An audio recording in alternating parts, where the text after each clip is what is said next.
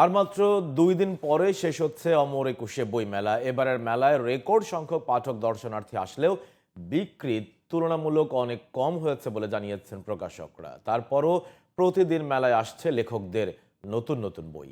FM বাইজিদের report. ফেব্রুয়ারি শেষ হতেই শেষ হয়ে যাচ্ছে আবেগ ও ভালোবাসার অমর একুশে বইমেলা। প্রতি বছরই এই মাসটির জন্য দীর্ঘ অপেক্ষায় থাকেন লেখক, পাঠক ও প্রকাশকেরা। এবারের মেলায় বই বিক্রি কম হলেও প্রকৃত পাঠকেরা ঠিকই কিনেছেন পছন্দের বই। এখনো প্রতিদিনই মেলায় উন্মোচিত হচ্ছে নতুন নতুন বইয়ের মোড়ক। সম্পর্কে জলছাপ হচ্ছে আমার 6ষ্ঠ বই। এটা গল্পের বই। এটার মূল বিষয়বস্তু হচ্ছে সামাজিক সম্পর্ক, মানে অপ্রধান যে সম্পর্কগুলো আছে সেটাকে প্রধান করে দেখানো। এখানে কোনো কেন্দ্রীয় চরিত্র নেই, গল্পই হচ্ছে মূল কেন্দ্রীয় চরিত্র।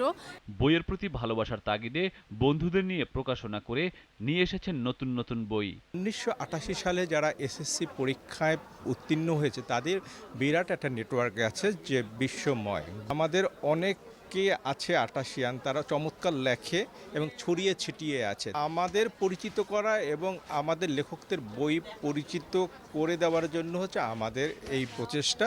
নিজেদের চিন্তা ও মতাদর্শ মানুষকে জানাতে বিভিন্ন ব্যক্তি ও প্রতিষ্ঠানও এনেছে বই।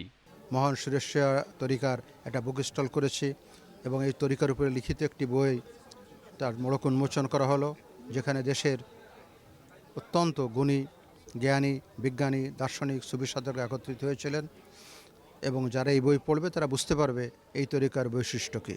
অনলাইনে বই পড়ার আগ্রহ বাড়ায় ইবুক নিয়ে পাঠকদের ভালো সাড়া পাচ্ছেন স্টল মালিকরা। আমরা মূলত একটা ইবুক প্ল্যাটফর্ম নিয়ে এসেছি। আমাদের এই প্ল্যাটফর্মে বিভিন্ন লেখক এবং প্রকাশনীগণ এই প্ল্যাটফর্ম ব্যবহার করে ইবুক তৈরি করে সরাসরি সেল করার সুযোগ পাবে।